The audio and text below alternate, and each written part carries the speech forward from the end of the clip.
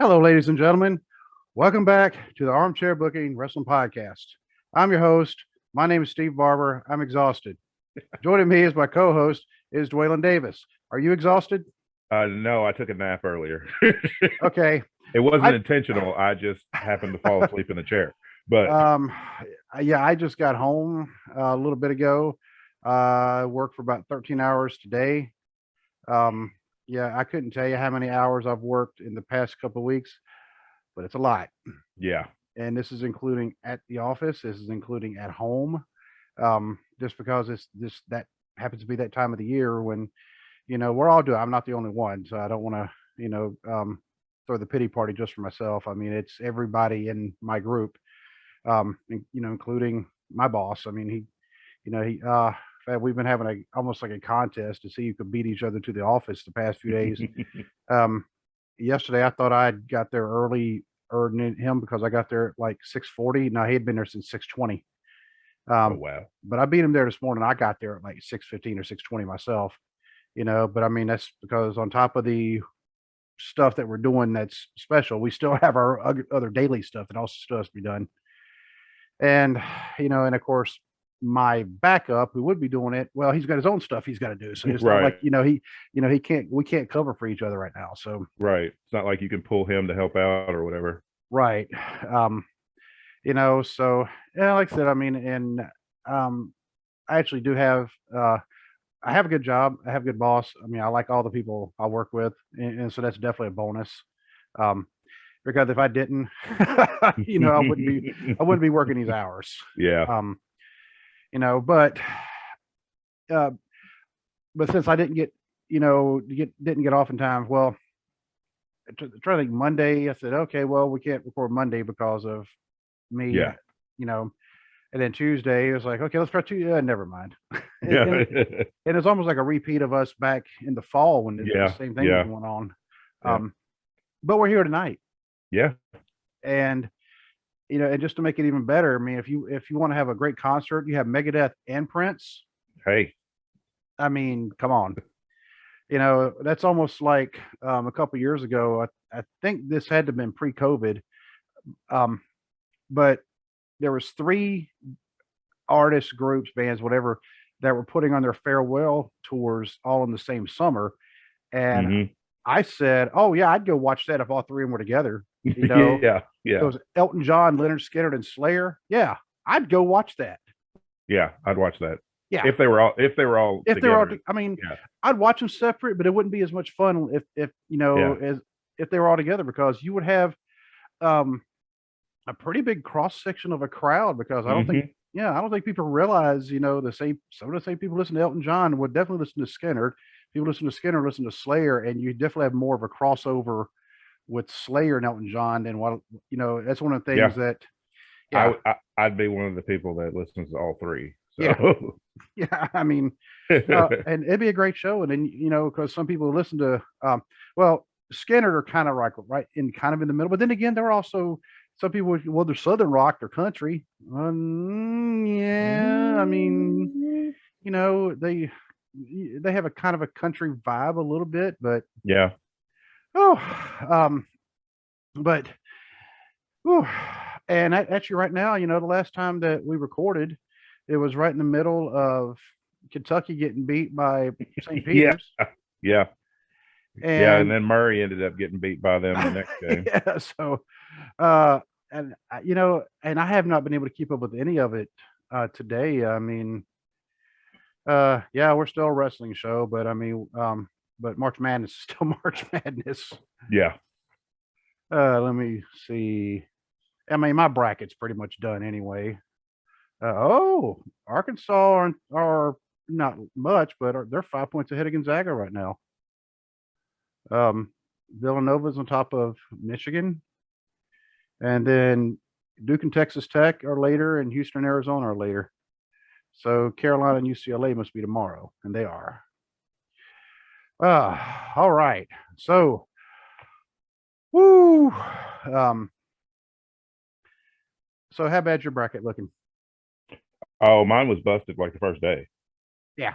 I mean, it was done. So it's like, it's usually like that It's usually like that every year. There's always that one upset that just destroys my bracket. So I'll that's even okay. I like upsets. So yeah, I mean, so do I, especially when it's Kentucky getting upset. yeah.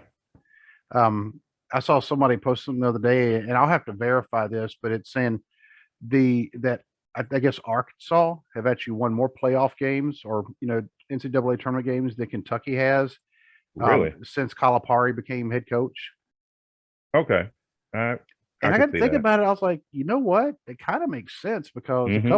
couple years they didn't even make the tournament, and then there's been some years they got knocked out first round, Yeah. and so yeah, I can easily see that. But um, oh, now I got to your pick Gonzaga is trailing Arkansas, want to crap everybody. I picking this would just be if Gonzaga got knocked out, yeah, that would be the absolute end of my bracket because three of my Final Four teams are already out. So and that was after the second done. I'm like, all right, there's no, I don't have a chance of winning. Um, but I mean, I've won brackets in the past, so I can't complain too much. Because in 2010, um, before the Final Four even started, I'd already won my bracket at work. No. um, because the guy who ran it, he gave it to me, Monday morning, handed me, envelope full of cash, Like, here you go. and he go. I was like, "What's this for?" He's like, "You won." I was like, "Already?" I said, "They hadn't even played the Final Four yet." He's like, "I know." He said, "Nobody can catch you because there was only out of like 10 of us who were playing, there was only two of us who picked West Virginia to beat Kentucky." Oh, okay. Yeah, that was Calipari's first year at Kentucky. Yeah. And the girl who had actually she was the other person who picked West Virginia. I was so far ahead of her, she couldn't catch me. He's like, "You won." He's like, I was like, "Well, how you like that?" So, It's like, okay. yep. But anyway, before we start in actual wrestling news, I want to go ahead and give our contact and listing info. If you'd like to email us, it's armchairbookingpodcast@gmail.com. If you would like to find us on Facebook, it's facebook.com/armchairbookingpodcast. You can also find us on Instagram, also at armchairbookingpodcast. Yeah. You can find us on Twitter at Booking Armchair. You can find us on TikTok at Armchair Booking. And you can find us on just about any audio platform you can think of. If we're not on there, let us know. We'll get ourselves put on there. Yeah, iHeartRadio. I don't know what to do about them, but I don't either. uh, um, I just tell everybody just get off of iHeartRadio. Not don't try to find just use iHeartRadio for like add other stuff, and they're good for other things. I mean, I will say that, Yeah. but podcasts are having issues. But and of course we are hosted by Block Talk Radio, and you can find us on our merch store at tpublic.com/user/armchair-booking-podcast. And you can find all of our merch, including t-shirts, coffee mugs, notebooks, phone cases, masks, even though their masks are going out of style now. Hmm. I mean, they're pretty much done. But if you have to wear one, you might as well get one of ours. Yep. Yep. And wow, pillowcases. That's something I'm gonna get myself a pillowcase of our podcast. And one thing before we roll on, if anybody is interested in becoming a sponsor for our show, or if you know of anybody else who might be interested in becoming a sponsor for the show, please have them email us at the armchairbookingpodcast@gmail.com or hit myself or Dwaylen up on private message, however you want to Hmm. do it. Just have Yep. them contact us and we will work something out. So I believe that's it. I believe so. Yeah. Wow. And I'm running on an average of about 2-3 hours sleep for the past 2 weeks. So I can't believe I had to rattle all that off. But in other news besides March Madness, have you seen the Keith Lee memes that have been coming out? I have, and they've been hilarious. Yeah. And I've also seen his responses, which are equally Oh, I hilarious. haven't seen that yet. Yeah, because people have been doing, like, on Twitter. People have been like, Keith Lee seems like the type of guy that, and then they'll Yeah. rattle off a bunch of stuff, and he's responded. Other wrestlers have responded. Like, there was a fan put, Keith Lee seems like the type of guy that would say, like, pondering instead of thinking, and rub his chin while he's thinking. And Yeah. Shayna Baszler responded. She's like, she's like, I can verify that he does this. Oh, but you know what? I'm gonna look up some of the Keith Lee. Is and how did that even start? I don't know. I just saw it. I just saw a thread on Twitter one day starting up, and I don't know how it started, but I've been keeping up with it. Oh, okay. It says AEW's Keith Lee is the centerpiece of a funny new meme. Keith Lee is the type of guy who, let's see, appreciates you all. Keep making each other laugh, have fun, and then get ready for AEW this week. Yeah, I mean, I think that's actually from him. Mm-hmm. But Keith Lee, the type of guy who floats 2 inches above the ground when he smells a freshly baked pie. Oh, I saw one. Keith Lee is the type of guy who would take the cart to the cart corral. Yeah, I saw that one. Yeah. Or Keith, there's another one I saw that Keith Lee seems like the type of guy that would ask to speak to the manager just to tell the manager how good of a job the staff is doing. Yeah, and he actually does seem like that. Yeah. And just something I did find out, about Keith Lee when he was in WWE, Vince McMahon told him to his face that he basically he was saying he was too intelligent for his own good. Like the way he speaks and his his vocabulary and things like that. Vince was pretty much telling him that he pretty much said like pretty much telling him to tone it down. It's like, oh, me must talk like Mongo. Ooh, exactly. Ooh. Exactly. It's like, just because he's a big god doesn't mean that he, has to talk like he has, no intelligence. You know what? Somebody ought to introduce him to Matt Mims. Yeah. I mean, Matt Mims, because I consider myself to have a pretty vast vocabulary, and me too. But he blows me. Because after the first time we interviewed him, when we interviewed him the one time, I walked away like, I was like, dude, what did he say? Because I was like looking up where I was like, okay, I'm gonna have to go look that up later on, and then come to find out that other people also refer to him as the walking thesaurus. Yeah. But then you see him, man. I mean, he's just all jacked up, and you're just not. You're expecting somebody that jacked to be in the gym so much he doesn't have time to read. Yeah. But no, Matt Mims apparently does read, and he reads a lot. Yeah, so. But Vince told Keith Lee that he speaks too intelligently for his own good. It's like, one, you shouldn't say that to anybody, but no, two, you can't tell a black person that they speak too intelligently. I'm sorry, you just can't do that. That's just not a good thing to do. No. And thankfully, my kids have never. Well, no, I take that back. My daughter had a moment that it wasn't embarrassing.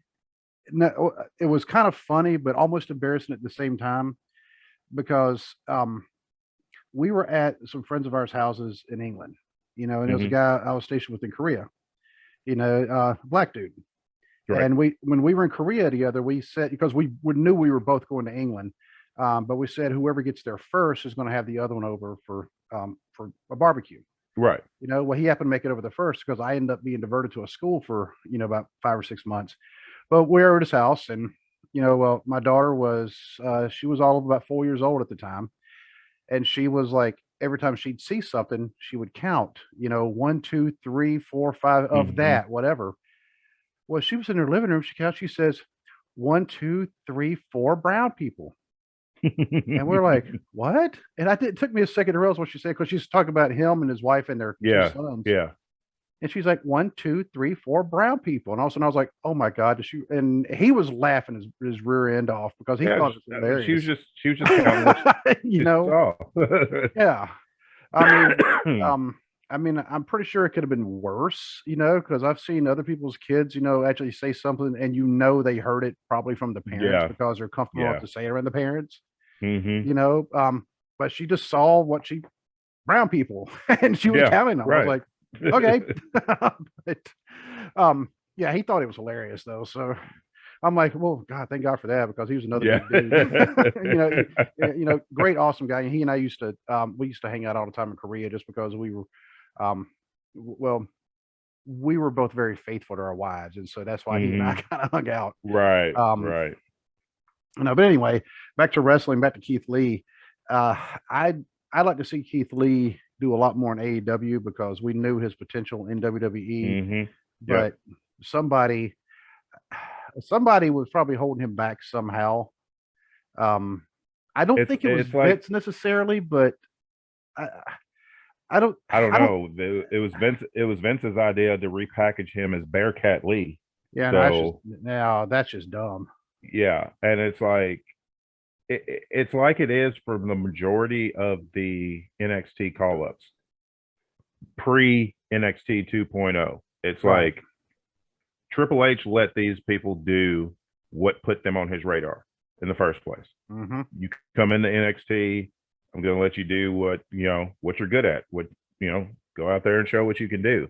Get to the main roster, and everything is so micromanaged that it's like instead of just letting people go out there and put on a good show, they're just like they want to tweak and refine every little thing, and it's like because they honestly believe that they're an entertainment company that just happens to wrestle instead of Exactly. a pro wrestling company. And like differences like okay, when Jeff Hardy got to AEW, they were working out the match. They were working out a match with him, like working on a match backstage, him and a bunch of guys, and he's like, "Well, do the agents, do the agents have everything that they need? Is everything cool with the agents?" And they're like, "I mean, the not the agents, the writers," and he's like, and somebody told him, "Dude, we don't have writers here. Yeah. There's basically an outline of how the match should go, and then." Y'all put the meat on the bone is Yeah. how it was said, Yeah. and that's how it should be. That's how wrestling started. That's how especially in the 80s when we were watching as Hmm. kids, that's how it was. It's like just this over micromanaged thing is like that's why they people get so turned off a lot of times by WWE. It's like I watch as as much wrestling as I can get my hands on, all Right. different companies. I would not call myself a WWE fan. I am a fan of a lot of the wrestlers that wrestle for WWE Right. because the WWE product is just not as exciting as other wrestling companies. No, because if you have the same writers who are writing the matches and for everybody, well, Hmm. we got to notice in a lot of the matches they look too similar. Yep, a lot of the matches are the same. A lot of the promos are the same, and it's like there's nothing interesting. There's no variation. Even the sets. It's like I wish they would go, especially on pay-per-view, I wish they would go back to the individual sets that they used to do for each particular pay-per-view. Right. And it's like they only do that for like a couple of pay-per-views a year, really, that have a special type of set. And it's just things like that. I just feel like they need to freshen their product up some because it's like it's gotten really stale. Hmm. And it's like you look over at AEW and even New Japan with all their travel issues and COVID restrictions and everything that they've had to put in place are still putting on a more exciting product, more interest product. WWE hate women that are working their tails off over there and they get stuck with these, crap storylines or they get no direction at all. And I just I wish they would do better. We know they're not going to Yeah. because they're making money hand over fist, and that's what they're worried about. Well, I think we know the reason why they've been hitting all these record profit margins in the last couple of years is because right before the quarterly calls, they released a whole bunch of people. So they just Yep. freed up salary. Yep. And well, I mean, I think now they've kind of hit the point where the roster isn't big enough to maintain what they need to. And so now they're starting to have, okay, let's bring back Stone Cold. Well, for one thing, that's going to pop a rating. They know that. Yeah. Bringing Stone Cold, people will watch it just to see Stone Cold. Yeah. Even though I don't think he should wrestle for his own health. I mean, I don't either. I don't think the KO show at WrestleMania. I think it's just going to be a brawl. I don't see it being a match because, I mean, he hasn't wrestled in 19 years. He's got legitimate injuries. But it's like, it's just another one of those things. You gutted your roster, made record profits, but you released all of these talented people. Now it's like they have a women's tag team division that they have no legitimate tag teams for. Right. It's all, I know it started out with Sasha and Bailey, which are two singles wrestlers, but they are best friends in real life. So that chemistry is there. But every other tag team, except for the Iconics, and they should have left the belts on the Iconics for a while and gave them a good run. They were a legitimate team. Every other team has been two singles wrestlers that they didn't have anything to do and threw them together. Sometimes that works. In the case of Rhea Ripley and Liv Morgan, it's actually working. They are actually a good team together. But then Shayna Baszler gets thrown together with Natalya for no reason at all, which, I mean, Rhea and Liv got thrown together the same way. It's like you would have had a good division, a packed tag team division if you hadn't released all these people. Just like there's women's division. Both of their women's divisions are too thin to warrant a championship for each show because you don't have enough women to fill out your roster because you released so many of them to make your record profits. There was one other, I don't know if you call them a team or faction, when you were mentioning people, the Riot Squad. Yes, the Riot Squad. They should have left the Riot Squad together. They should have left them together. They would have been great champions. They would have been great tag team champions. They could have used the Freebird rule. Yes, and you never would have known which two were defending the title at any time, and things like that. But it's like they're like, well, no, I don't understand Ruby Riot's gimmick. It's not really a gimmick. That's her. That's her. It's just an amplified version of her. But now it's like she's in AEW and people are like, well, she hasn't been on TV much. AEW gives them the freedom to work other places besides just AEW. And I think a lot of the wrestlers love that option that they get to work other places because with WWE, you're tied there. And if they don't have anything to do with you, then you're traveling just to sit in catering all night. Yep.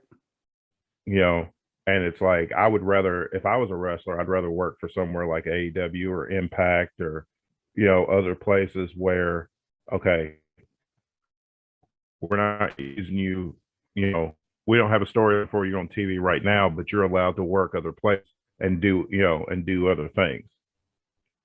Yep. And, just to give you kind of an example, there's been a couple of Impact wrestlers come wrestle a show, a part of the NWF shows. Yep. What was it? Well, Larry D just left Impact, but Larry D did it a few times. Yeah. Ace Austin. Yeah, that was another one. I was trying to remember his name.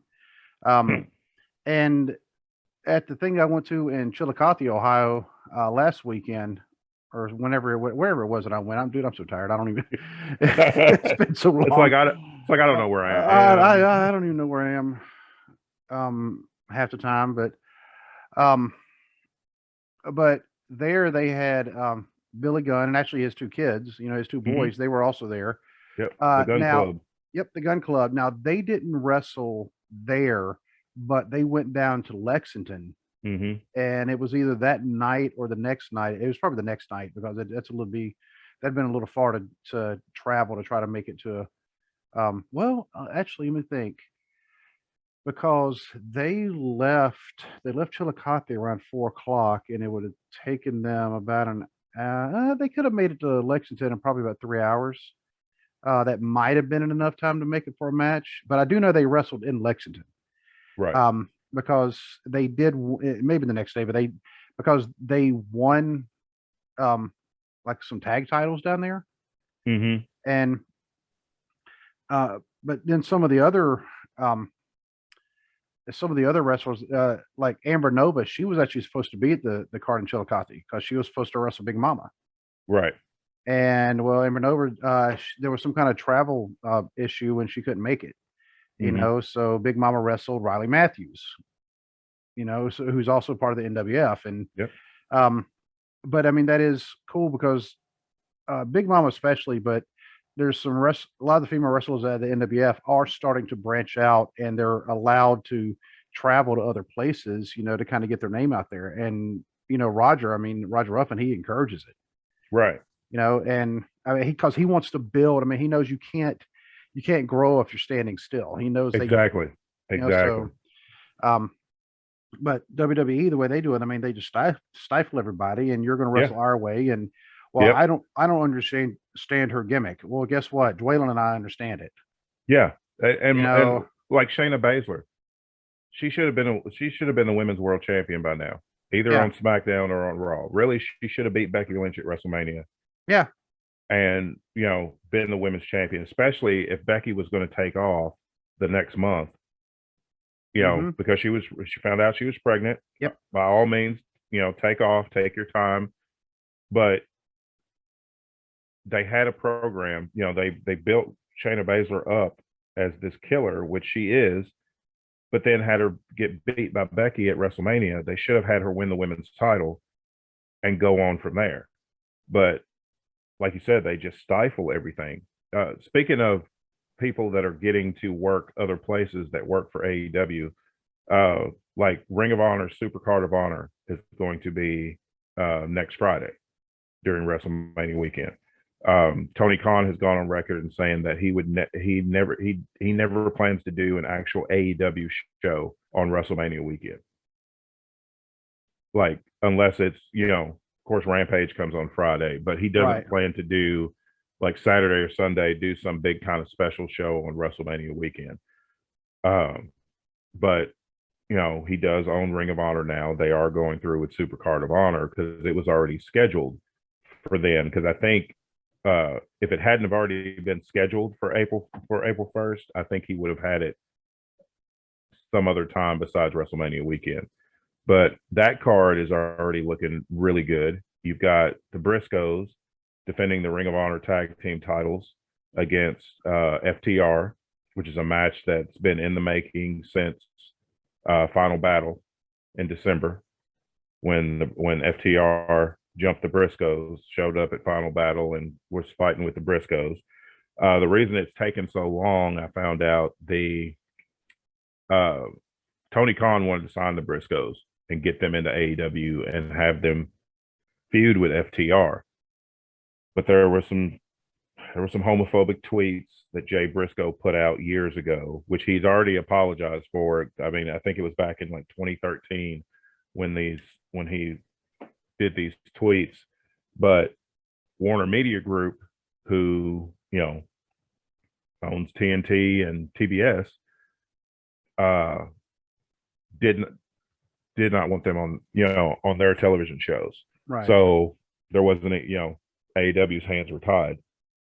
So this took a little while longer. As far as that goes, my wife and I have talked about this. We've talked about our kids about this, and it's like, homophobia is similar to racism. It's like there is ignorant, misinformed, and then there's, excuse me. Oh, sorry. I say you've been picking at your nose now for a little bit. I was like, I know, dude, just sneeze. I knew it was coming, and I was trying not to. Once I start sneezing, it doesn't stop. But there's misinformed, homophobia, just like there's misinformed racism. but then there's hateful homophobia and hateful racism. And I feel like that Jay Briscoe's tweets were just ignorant and misinformed because he has apologized for that. He seems to like where he's learned, from his mistake, which is that's all you can ask for a person is to learn from your mistake. Right. Now, if you keep making the same mistakes, then You you're ain't learning. absolutely There's a pattern here. Exactly. So But I think he's learned from his mistakes, and hopefully Warner Media Group will realize that and let AEW sign the Briscoes, which if they stay with Ring of Honor, they kind of get their way anyway because Tony Khan owns both. But you get FTR, who work for AEW, challenging for the Ring of Honor tag titles. You get Isaiah Swerve Scott, which actually Shane Swerve Strickland is his name now because that's what he was before WWE. He's going to be on the ROH show. He's wrestling Alex Zane. I'm not familiar with Alex Zane. I'll have to look up some of his stuff. Jay Lethal, who is signed with Ring of Honor, is wrestling Lee Moriarty, who has worked for AEW and Ring of Honor in the past. So it's that type of thing. It's like these wrestlers are getting the freedom to work other places so that they can have other matches that they may not have. You get stuck with one company, you're going to get the same match over and over. Like we're getting with Brock Lesnar and Roman Reigns. This will be the third time that they have wrestled at WrestleMania, and I'm sorry, but this ain't Rock and Austin. This is not, Rock and Austin was a once in a life trilogy between two amazing performers. Not to say that Lesnar and Roman aren't amazing performers, but WWE seems like they're trying to replicate Rock and Austin with Brock and Roman, and that's never going to happen. You only get that kind of chemistry and lightning in a bottle like one time. Breaking news. My bracket is officially screwed. What happened? All my Final Four teams are now out. Oh, wow. Yeah. Arkansas beat Gonzaga. I'm done. Well, no, whatever. Anyway, back to the real wrestling news. I think another major difference between Rock Austin and Brock Roman is people actually wanted to see Rock and Austin. Yes. I mean, now you will have some people who do want to see Brock and Roman. I'm not saying everybody does, but the thing is, the matches kept getting better. Yeah. Like you had WrestleMania 15, WrestleMania 17, and WrestleMania 19. They wrestled each other every other year, every other WrestleMania, and it was like it just got better and better, and it the stakes were different with each one. Like Austin was in the peak of his run. Mm-hmm. At 15, he beats The Rock for the title. At 17, simplest story ever, and made one of the best WrestleMania main events ever. The Rock had the title, and Austin wanted it. So Austin did everything he did, whatever he had to do to get it. That it's the oldest wrestling story in the book. Yeah, you have something, I want it. I'm going to take it from you if I can. That match was fantastic. And then the WrestleMania 19 match, nobody knew that was Austin's last match. Right. And looking back on it now, it puts even higher stakes on between it being Austin's final match, Austin being in the hospital because he had an anxiety attack. He almost didn't make it. Yeah, because he had an anxiety attack the night before and was hospitalized. And then just the wear and tear on his body, because you could tell during that match, sometimes when he'd take a move, you could tell that he was in a whole lot of pain. And my hat's off to him for going through the match and, putting The Rock over. But it's that type of thing, like with Reigns and Lesnar, WrestleMania, bang on the match. And I think that with Seth in and you're making it a triple threat. the Hey, next dude, time. you're breaking up that pretty they- bad right now. Am I breaking up? Okay. Yeah. Let me switch something real quick. All right. Give me just a second.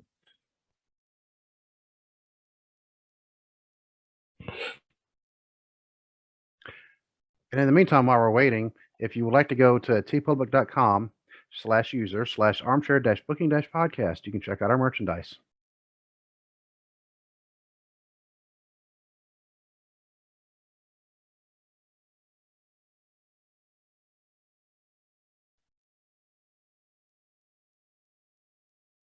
So what's it doing?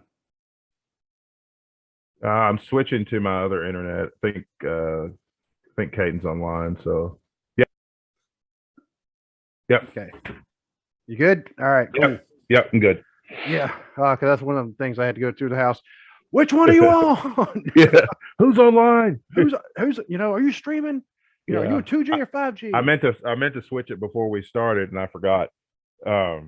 Anyway, but you're saying about Seth, joining, making it the triple threat. yeah, that's what saved that match because the fans were already turning on that match because I mean it had already been kind of telegraphed that Reigns was going to win, and then so the fans were turning on that.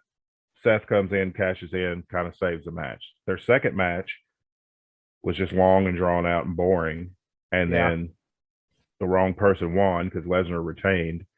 So this one, I don't know how well it's going to be received. I mean, people love Roman. I mean, I watched his promo on SmackDown this past Friday, and I mean, this is the response that WWE has been wanting for Roman since the Shield. The fans are loving this Roman Reigns, and it's like that's what you should have done 3 years ago when everybody was like, turn him heel. Everybody's booing him out of the building. They should have just let him embrace it. But he's gotten over. Everybody's loving Roman. People are liking this, this version of Brock, which I'll give him credit. He looks like he's having fun with it. And I think that is the difference. I mean, he's having fun, and I'll give him credit for that. Yeah, but I just don't know how good the match is going to be. Yeah, because I mean, he can have all the fun he wants to. He only has 3 moves, and that's the sad thing. He has an arsenal of moves. The dude is more than capable of giving you a 5-star match anytime he steps in the ring. But he's got to be motivated to do it. And it's like, dude, you're getting paid millions of dollars. Highest paid wrestler in the company for less than part-time work. You should be going out there knocking it out of the park every single time, not going out there and doing your greatest hits. And because like somebody said on Twitter, I saw earlier today that I think it was Andy Murray from What Culture. He said CM Punk could have come in after being gone 7 years, and during his matches he could have just went through the greatest hits, and people would have been happy with that. But he's going out there putting on great matches every time he gets in the ring, and not just relying on his signature moves, but he's doing other things in his matches, callbacks to stuff that he did in Ring of Honor and things like that. And it's like with Lesnar, it's like you have all this talent and all this capability, and you're more than content to hit 15 Germans and a few F5s and call that a match. Yeah. It's like, all right, that's enough. Have there been 6 of them? So yeah, all right, let's just go ahead and pin him. Yeah, let's wrap it up. Yeah, I got a plane to catch. Or let me wait around all match like I did in the chamber, and then in 2.5 minutes destroy the whole field and win the title. Yeah. Tell you what, because this is the main event. If they had like a 2-minute squash match, I think the people actually probably would riot. Oh yeah. Yeah. And I'm looking over the rest of the WrestleMania card, and we're talking about how they ran their roster thin, and then did they not take injuries into consideration, because they're in an industry where injuries are very, very common. Nope, they did not. Like right now, like of course, storyline wise, Seth Rollins doesn't have a match. According to Dave Meltzer, the going plan for Seth Rollins is to wrestle Cody Rhodes at WrestleMania. What they're wanting to do is try to replicate. And this is according to Dave Meltzer, so you have to take it with a grain of salt. Right. But most of the time, he's not wrong. So, they want to try to replicate that reaction that they got when the Hardys came out as a surprise several years ago. The Hardys was a surprise, though. Nobody knew they were going.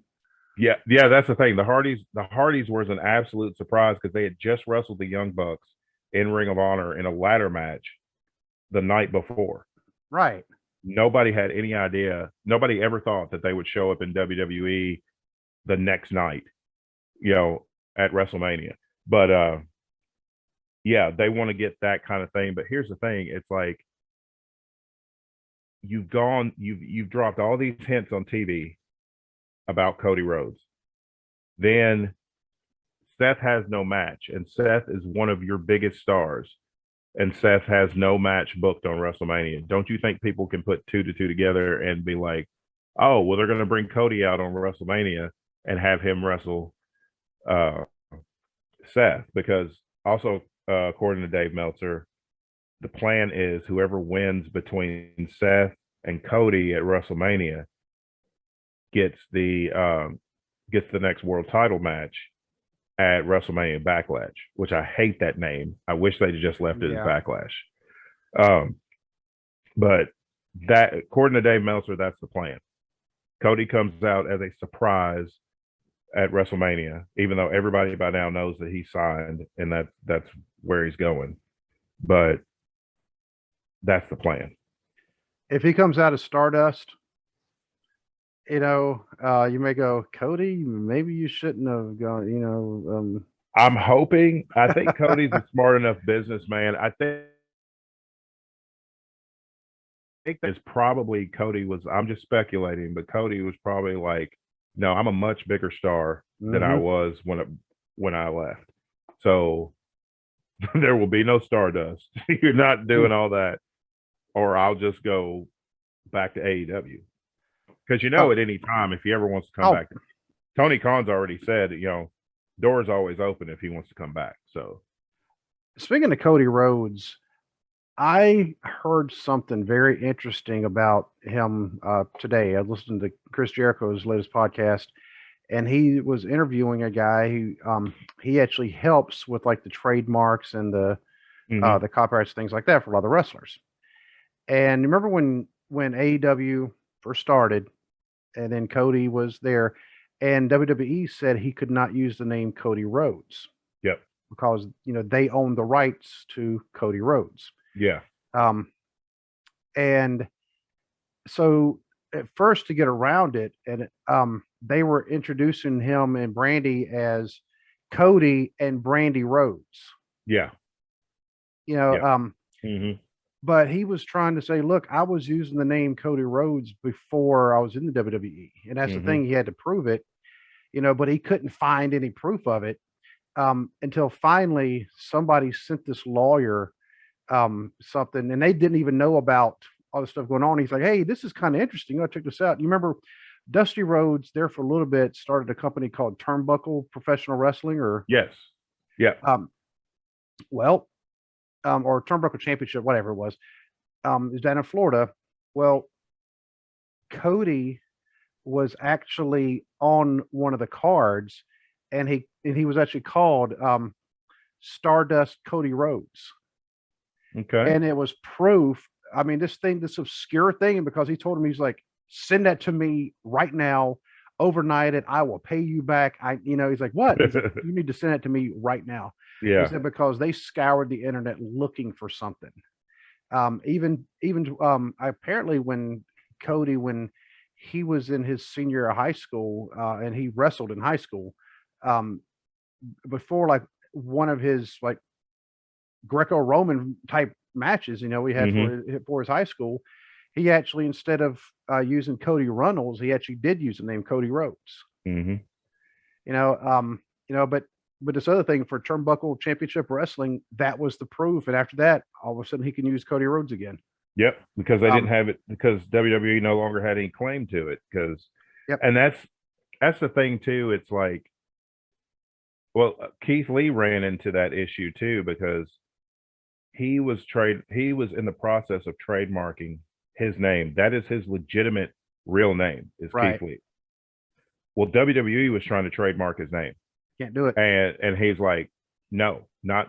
I mean, and it's like, they should have learned, not unless the wrestler gives you permission. Why do you think so many people change their name to something else with WWE? It's like, so you can't own it. I mean, Bryan Danielson, the perfect example. That's why he was Daniel Bryan. It's just, variation on his own name, but it's like, I don't want you owning this. But you got other guys who are like CM Punk. He owned that way before he ever came to WWE. He had already had that trademarked. Bret Hart trademarked his own name, so WWE couldn't, and so WWE or WCW couldn't, keep it. And that was one of the things that lawyer was talking about. He said they actually cannot trademark somebody's actual real name, even though they have tried. Yep. He said a judge would throw that out in a heartbeat. Well, yeah. For good reason. But I can't blame Bret Hart for doing that, because I don't either. Yeah.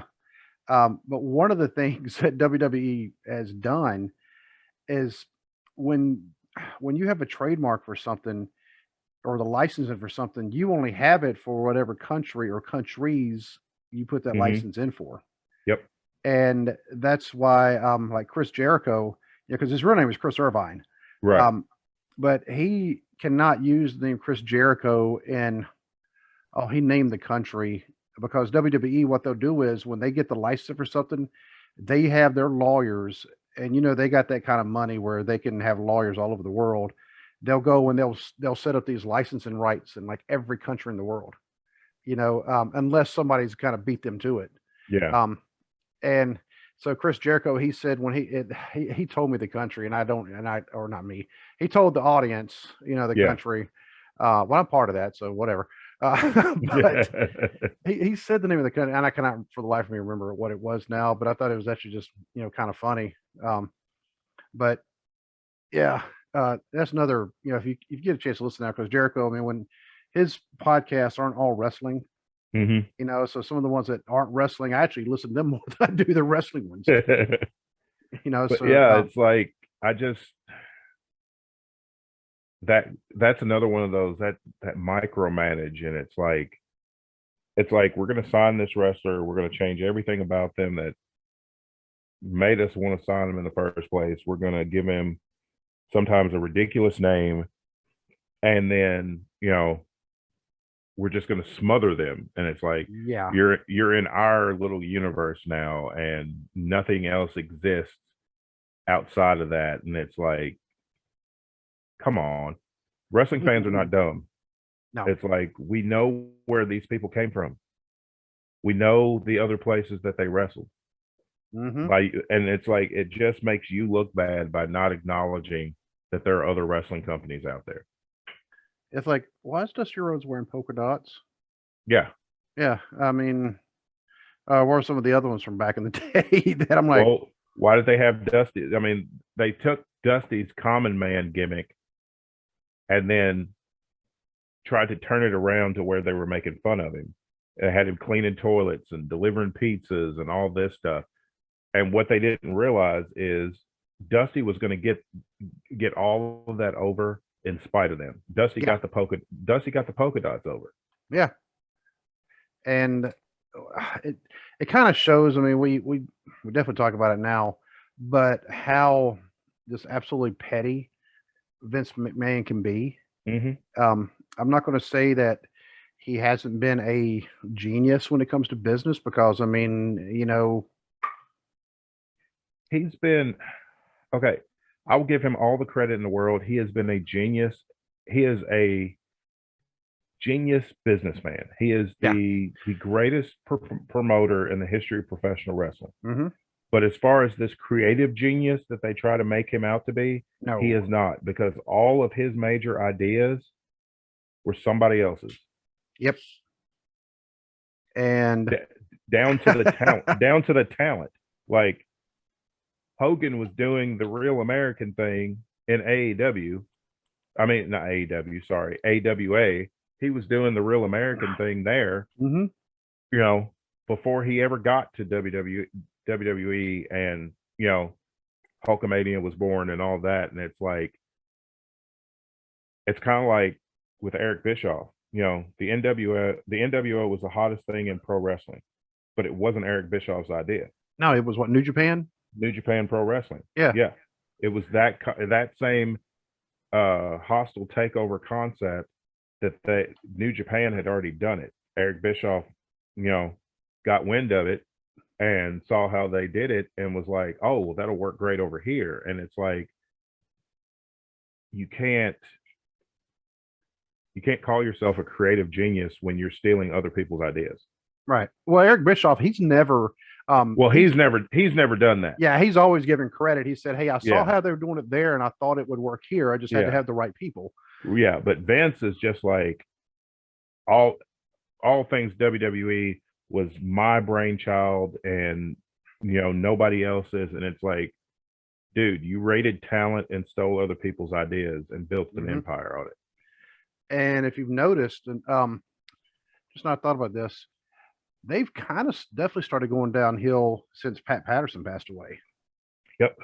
Especially on the creative end.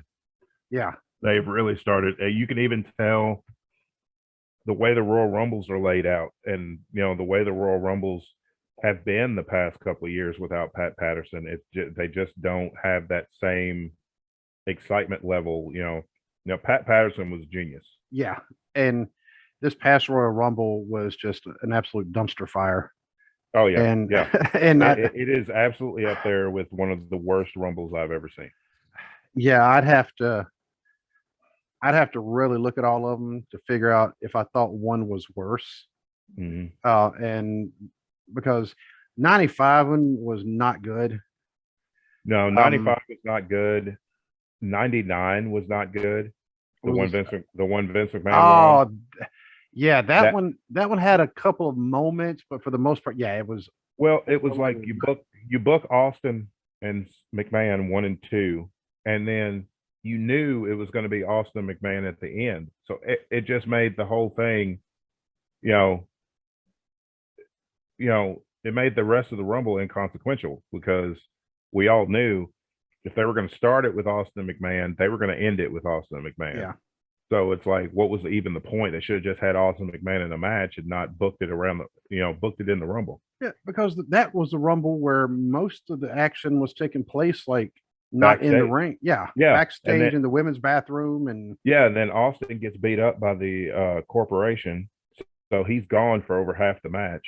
Then he comes back and then eliminates some people. Him and Vince get into it, yada, yada, yada. And it's like, that is definitely, I can't, this year's Rumble is right there with 99 for me for like worst Rumble ever.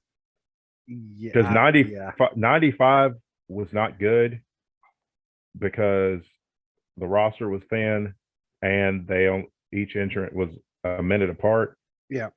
But it did give us, Shawn Michaels winning the Rumble and give us the 1 foot on the ground. And, the skin the cat thing. And how they really push both feet have to touch the ground. Yep.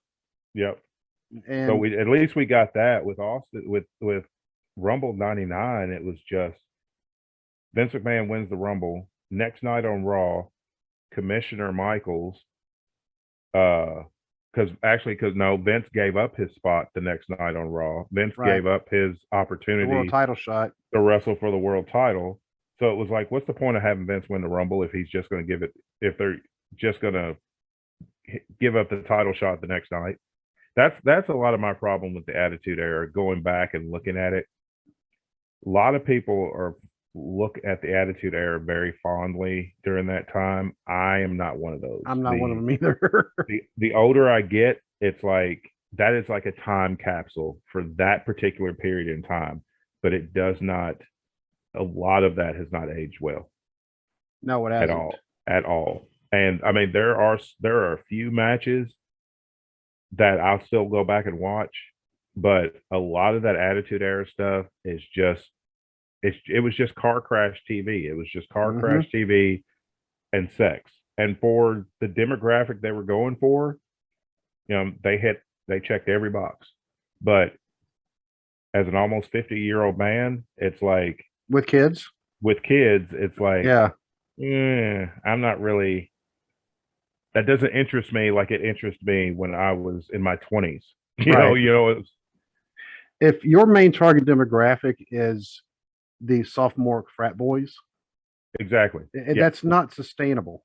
I I mean, mean, you gotta think when the Attitude Era was at its peak, which was like 98, 99, like, that was, over 25 years ago. yeah, We were early 20s. That stuff was a lot of that stuff was funny and interesting or whatever when you're in your early 20s, but when you're in your late 40s, it's like, why did I even like this? right. And some of the other stuff they were pushing, um, somebody whom I used to work with, and this was in Maryland, who used to be all about, yeah, he actually said it, the HLA, like the what? Yeah, Yeah. yeah, And I was like, yeah. And I had to tell him, like, that's not why I watch wrestling, yeah. you know. And if that's what you're watching it for, well, I mean, good luck to Well, you when you're trying to watch it. No, I just well, couldn't get into it. and that's the difference too. I'm glad you brought that up because it's like, during the attitude, even after the Attitude Era, even into the early 2000s when they were doing the HLA stuff, it's like this is not something I'm going to want to sit down and watch with my daughters. Right. But I was more than happy to sit down when they did the all women's pay-per-view. But when they did the Evolution pay-per-view, I was proud to be able to sit down with my daughters and watch that, and that they could see, you know, this is what women's wrestling is all about. This is women going out there, you know, on the same level as men, having as good, if not better, matches Hmm. than their male counterparts. That's what women's wrestling is. It's not the, the over sexualized stuff and bathroom breaks and all that stuff that they try to make women's wrestling out to be, especially during the Attitude Era. And people are going to ask, well, why is it Sable in the Hall of Fame? Okay, What did she say, do? yeah. I mean, she came out there. She wore handprints as a bikini, Yeah, she and wore then handprints as a bikini. She could not wrestle. She never no, got good in the ring. Of course, that wasn't what they were pushing for anyway. no, it wasn't. Um, Uh, but it's like she didn't do anything to deserve the Hall of Fame. and she was the first female wrestler to pose in Playboy. Ooh, accomplishment. That's a pop culture accomplishment. Yeah, That's not a professional wrestling accomplishment. no, not at all. I mean, in fact, it kind of, to me, it actually took women's wrestling down, a few pegs, not just, a peg, a few pegs, because now they were expecting every woman to do that. And for a while they had that. Yeah, It was like every year a different female wrestler. It's like you said, it's like somebody was expected to pose in Playboy each year yeah. because Sable had set the precedent And of this is what a female wrestler is supposed to do. And I have, like, if a woman wants to pose in Playboy, I have no issue with that. That's her business. I just feel like by Sable posing, like you said, it put that pressure on every other woman to be like, yep, well, that's what I'm going to have to do in order to get over. yep. And Sable, she posed, then she posed again, and then she sued him for sexual harassment, and then she posed again. It's like, okay, you need to make up your mind here. Yeah. you know, Yeah. She posed. uh, Yeah. She posed. She had two magazines on her own. And then she had a third one when her and Tori Wilson did the. yeah. Tori Wilson was another one. Then, Yeah. um, and the last one I could think of was China. Let's And I see. know, and I know that some others posed after that, but the one I remember was China. Yeah. Uh, There was. there was another who was it? Maria Kanellis Oh, posed. yeah, that's right. I forgot about her. Maria Kanellis posed. There was another one. She sadly she ended up committing suicide a few years ago. Nicole Bass. Ashley. Oh, yes, I remember. I don't remember her last name, but I know who you're talking about. Yeah. Yeah, but she posed, Maria posed, China had 2, Sable had 3, because the third one was with Tori Wilson. China had 2? Really? Yeah, China had 2. And then I can't remember if there was anybody else. And then all of a sudden they're like, oh, well, we don't need to be doing this anymore. And just WWE at its finest, I guess. Yeah. And I have to say this about when China, it's the only time that my wife has ever actually told me to buy the magazine. Oh, really? Yeah, because it was China. I mean, yeah,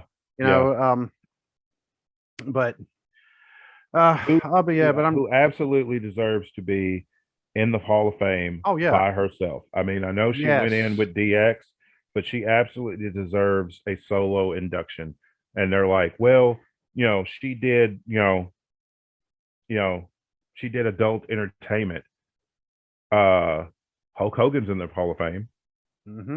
And he, unbeknownst to him, he had an adult film out there, and for all accounts is a complete racist, and it's okay that he's in the Hall of Fame. So could China get her induction, please? Because I mean, you look at the Hall of Fame class this year, and I mean, they're grasping at straws. I mean, Sharmell is getting put in the Hall of Fame. Yeah. Undertaker's not grasping. No, Undertaker's Van Vader's not grasping. Vader's not grasping. Okay. And Sharmell has done absolutely nothing, has contributed nothing to the professional wrestling world. No disrespect, Booker T. I know that's your wife, but Sharmell has done nothing in the wrestling world. Except having a terrible match in TNA. And that's all she's done. I mean, let's see. I could think of another person off the top of my head who actually headlined a WrestleMania that is not in there, and that's Bam Bam Bigelow. Bam Bam's not in. Sid Vicious is not in, and Sid Vicious should be in. Sid Vicious should be in. I mean, he's a 2-time WWE champion, 2-time WCW champion. I mean, headline 2 WrestleManias. Headline 2 WrestleManias. Headlined with Hulk Hogan and The Undertaker. Why is Sid not in the Hall of Fame? Yeah, but Bam Bam absolutely deserves to be in the Hall of Fame. One of the best big men ever. Oh, absolutely. Carried Lawrence Taylor to a more than passable wrestling match. And it's like blew Lawrence Taylor up. Yeah. And Lawrence Taylor, it's not like he was not in shape.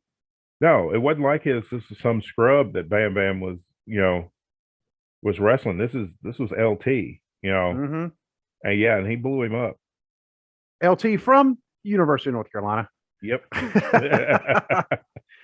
And let's see, Ivan Koloff, former WWF champion, and multiple titles beyond that. I mean, he was a guy who pretty much made, if you were associated with Ivan, you were made. Yeah. Who were some other ones? I mean, think the Midnight Express aren't in and should be. It should be. Cornette's not in. Cornette's not in. Should be now. And I think part of the reason, because I have a feeling that they don't want to have the risk of Cornette having an open mic because. Well, I mean, he inducted the Rock and Roll Express. Yeah, and he behaved. So yeah, and that's my thing. Okay, if you're going to go with people who never wrestled for the company, the Rock and Roll Express were in WWE for about this long during that failed NWA invasion thing they did in like late '98. But they never actually worked. That that was just a working relationship between Jim Cornette and the WWE. They never actually worked for WWE. So why is the Midnight Express not in there? If they're going to pick, I mean, Abdullah the Butcher's in their Hall of Fame, and he's never worked a second in WWE. I know, and that was, yeah. I mean, and nothing against Abdullah the Butcher, Yeah, because I mean he is a legend, yeah, but he was never in WWE. yeah. Here's another one. Why is Bruiser Brody not in the Hall of Fame? Yeah, if you're going to put Abdullah, put Bruiser. Exactly. Yeah, and I always associate them two together anyway. Yeah, me too. I mean, can't help it. I mean, well, Carlos Colon is in there, and Carlos Colon, as far as I know, only had one WWE match. Now I could be wrong about that. I mean, I haven't gone back in history, but he was in the Royal Rumble in '95 or '96. I think it was '95. I think it was '95. Yeah, because Gorilla Monsoon referred to him as a youngster. Yeah, I remember that, and it's like, huh? Okay, it's like, okay, he's probably younger than you, but he's not a youngster. Yeah. I was like, man, look at it. I mean, the dude's forehead. I mean, you can tell he's bladed quite a bit. Yeah. But yeah, there's several people that are not in the Hall of Fame that should have been, and there's several people that are in that Hall of Fame. They should. The whole celebrity wing thing, other than Mr. T. Here's the thing. Why is Cyndi Lauper not in the celebrity? And wing? She is a celebrity who elevated wrestling. She gave it great publicity. She is involved. Well, yeah. I mean, without her, there was no rock and wrestling connection. Exactly. But they've still never given her due as far as that goes. And I don't get, I know they're at the whim of a madman. So I kind of get that it's down to who Vince McMahon deems worthy, but it's like, if you can't pick and choose who you deem worthy to be in the Hall of Fame, but then want people to still respect it as a legitimate Hall of Fame. Right. Tag team, British Bulldogs. Yes, British Bulldogs are not in. Let's see who else. See, the Road Warriors are in. Demolition aren't in. He's not going to let Demolition in because that lawsuit about concussions. Yeah, that's why that's why he had the New Day break the record, so Demolition couldn't hold it anymore.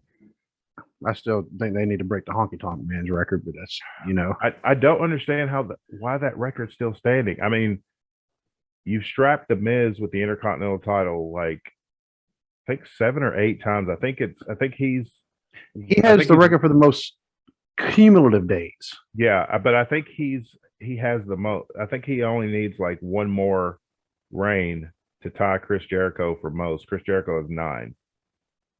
And I think the Miz is at 8. But it's like, can we just have Ricochet's the Intercontinental Champion. Can we just have Ricochet break the Honky Tonk Man's record? Please. So we can get rid of that. Because it's like Ricochet, Honky Tonk Man. Rick the Rude. Talent speaks for itself. Yeah. Rick Rude, there's another one. Why is Rick Rude's not in the Hall of Fame? Why is Rick Rude not in the Hall of Fame? I don't think he is. Now, some of it, we don't know what's going on behind the scenes, because if the person's not alive, they do ask their family. They have to. They say, we want to induct the person in the Hall of Fame, and they may say no. Owen Hart will probably never go in the Hall of Fame because Martha Hart has said absolutely not. Yeah. And I can't fault her for that. I can't fault her for that either. I have a lot of respect for AEW for doing what they're doing for the Owen Hart Foundation and things of that nature. But yeah, sadly, I don't ever see Owen going into the Hall of Fame because Martha's not going to allow it. And I understand her point. I mean, I could see, either way. Yeah. But anyway, so not that this is a slow week in wrestling. It's just I'm very, very just extremely busy. But someone texted me today, and they wanted us. They're like, "Hey, we miss hearing your show." Right. So I was bound and determined. And I left work pretty late tonight, and after working 13 hours today, and just because I was like, you know what, we owe it to people, because we do have some faithful listeners. So Yes. Yes. and I texted Dwayne and I said, I don't care what time I'm getting home, we're recording. And so, but yeah, I just want to give a shout out to Jay and Trey, always, Always. TSC Sports Talk. Also want to give a shout out to Ted the Hillbilly Hill and his Hill of Truth podcast. Mhm. Want to give a shout out to Jamie and John at True Crime Cast and Bless Their Hearts. I also want to give a shout out to our friend Randy. He's kind of going through, a little bit of, a little bit of something. He definitely wants us to kind of keep him in, our thoughts and prayers right now. He's just going through kind of a rough patch, and so, Gotcha. Great guy, super wrestling fan. He guest hosted, one of the shows. Mhm. Yep. So, but yeah, if it wasn't for Randy, I don't know if I would have been able to catch the NWF, not as in depth as what I have. Right. Because he was one, he found out like wrestling. He's like, you a wrestling fan, huh? And then next thing we got to talking, and he's like, hey, there's this show up in here, this company, Cincinnati, once you go up, all right, cool. And so we went, and, and we've been, friends ever since, we talk wrestling. He's also a metalhead. So, I mean, we also talk about that. And, and of course he goes to our church, and we have sons that are the same age, and, Right. they're, they were talking about doing their own podcast. So yeah, my son, I mean, yeah, like I said, he's trying to take over the world. We got a phone, and we're worried about, strangers. No, he's on there getting an elite status with Yelp and using it to plot things. It's like, and he's 11 doing this stuff. But anyway, anybody I missed shouting out? No, I think you got everybody. All right, cool. On that case, sorry folks, slow week, but we still have fun. And keep watching wrestling. And Wrestlemania is just over a week away. It means the Hall of Fame induction is also just over a week away. 2 people who we know deserve, and the other one like what? And they don't have a Warrior Award. It should go to Shad. Yes, it should. I absolutely think it should go to Shad. Yep. But they haven't even decided yet. So I mean, it tells you how unorganized they are right now. This is their weekend every year. Yeah. But maybe we'll get a chance to give a preview show next week. Yep. Next week should not be as busy as this week. So, but until then, God bless. God bless.